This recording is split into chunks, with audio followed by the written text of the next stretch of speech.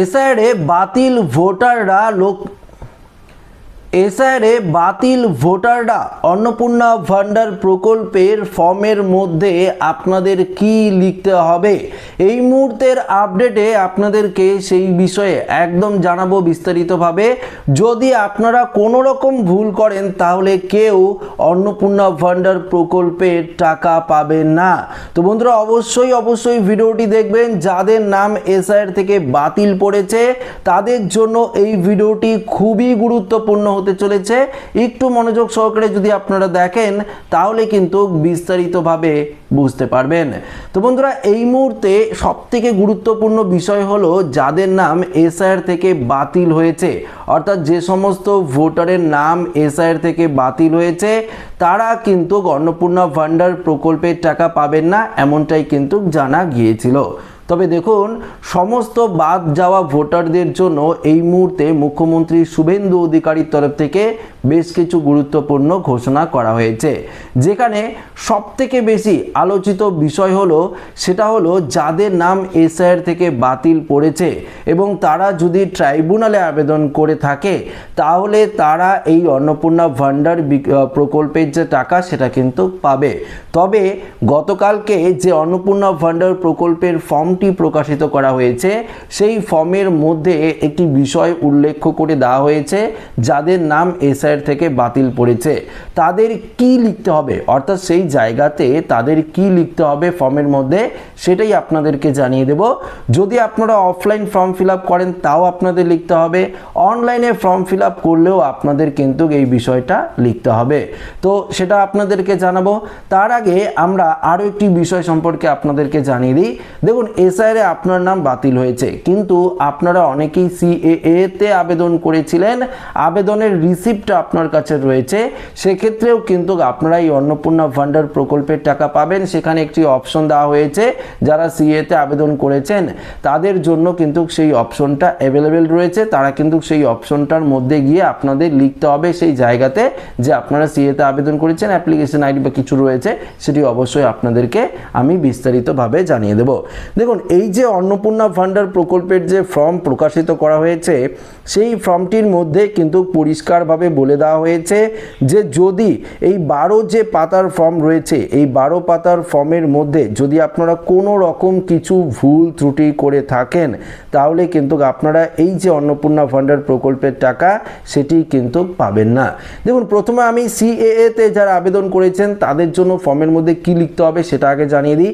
দেখুন, যেই ফর্মটি আপনারা পাবেন আমি অন স্ক্রিনে আপনাদেরকে সেই জায়গাটি দেখিয়ে দিচ্ছি। সিএএ তে যারা আবেদন করেছেন দেখুন এখানে 1 নম্বরে বলেছে সিএএ আবেদনের বর্তমান অবস্থা যদি থাকে তো অবশ্যই আপনার 1 নম্বর সদস্য যাদের সদস্য সংখ্যা রয়েছে বাড়ির প্রত্যেকের এখানে দিতে হবে।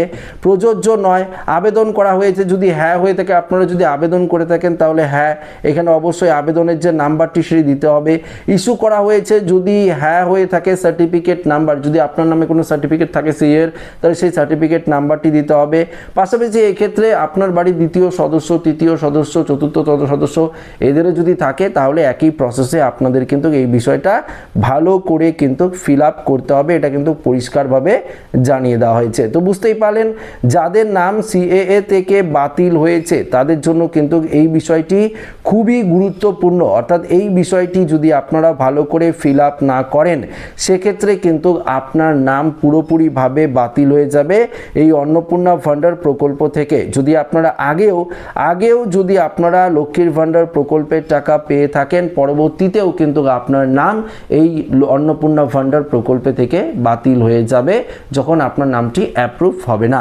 এবার আসছি দ্বিতীয়ত, দেখুন এসআইআর যেটা আপনাদেরকে বললাম, এসআইআর থেকে যদি আপনার নাম বাদ পড়ে যায় তাহলে এখানে কি বলেছে আমি অন স্ক্রিনে দেখিয়ে দিচ্ছি। যদি এসআইআর এর 2026-এ নাম বাদ পড়ে তবে মামলাটি যদি ট্রাইব্যুনালে বিচারাধীন থাকে তাহলে আপনাদের কি করতে হবে, যদি প্রযোজ্য হয় এখানে টিক চিহ্ন দিতে হবে, অ্যাকসেপ্ট হয়েছে কিনা তাহলে সেটি অবশ্যই টিক চিহ্ন দিতে হবে, আর যদি না হয়ে থাকে তো না লিখবেন। আর যদি আপনারা মামলা করে থাকেন তাহলে নিচের দিকে দেখতে পাচ্ছেন এখানে পরবর্তী বক্সটা, সেখানে টিক চিহ্ন দিয়ে আপনারা কিন্তু অ্যাপ্লিকেশন মামলার যে অ্যাপিল নাম্বারটা সেটি কিন্তু এখানে দিতে হবে। কয়েকজন বাড়িতে পরিবার রয়েছে, প্রত্যেকেই তো হয়তো অ্যাপিল করেছে, প্রত্যেকের সদস্যের নাম অ্যাপিল নাম্বার নাম্বার এগুলো কিন্তু দিয়ে দিতে হবে। যদি ভেরিফিকেশন হয়ে থাকে, প্রযোজ্য হয়ে থাকে, গ্রহণযোগ্য হয়ে থাকে, তাহলে আপনারা হ্যাঁ এখানে প্রযোজ্য এখানে হ্যাঁ বলে দিয়ে দিবেন। প্রযোজ্য নয়, যদি রিজেক্ট হয়ে থাকে প্রযোজ্য নয়, তাহলে রিজেক্ট এখানে প্রযোজ্য নয়। যদি আপনারা আবেদন না করে থাকেন, না লেখা রয়েছে সেখানে দিয়ে থাকবেন, এবং আবেদন করলে এখনও ভেরিফিকেশন না হয়ে থাকলে সেখানে কিন্তু আপনারা হ্যাঁ বলে টিক চিহ্ন দিতে পারেন। তো বুঝতে পারলেন, এসআইআরে যদি আপনার নাম বাতিল হয়ে থাকে, ট্রাইব্যুনালে আবেদন করে থাকেন, অপশন দিয়ে দিয়েছে, আপনারা প্রত্যেকেই কিন্তু অন্নপূর্ণা ভান্ডার প্রকল্পে আবেদন করতে পারবেন। এটা কিন্তু পরিষ্কারভাবে এখানে বুঝিয়ে দেওয়া হয়েছে। দেখুন, এই যে ট্রাইব্যুনালে আপনারা আবেদন করেছেন, সমস্ত কিছু ভেরিফিকেশন আস্তে আস্তে কিন্তু করা হচ্ছে প্রত্যেকের।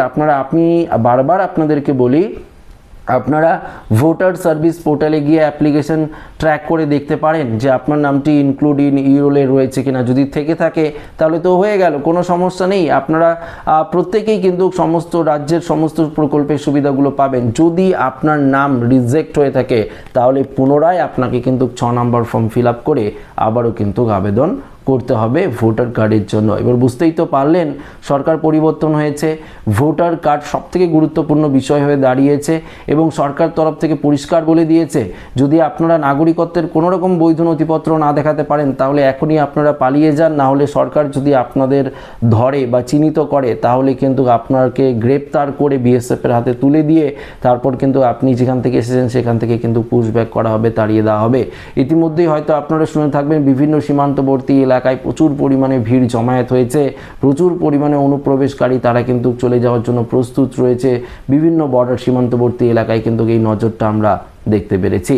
তো আশা রাখবো ভিডিওটি প্রত্যেকের ভালো লেগেছে। ভিডিওটি ভালো লাগলে লাইক করবেন, শেয়ার করবেন, নতুন থাকলে চ্যানেলটিকে সাবস্ক্রাইব করে আমাদের সঙ্গে জুড়ে থাকবেন। ধন্যবাদ।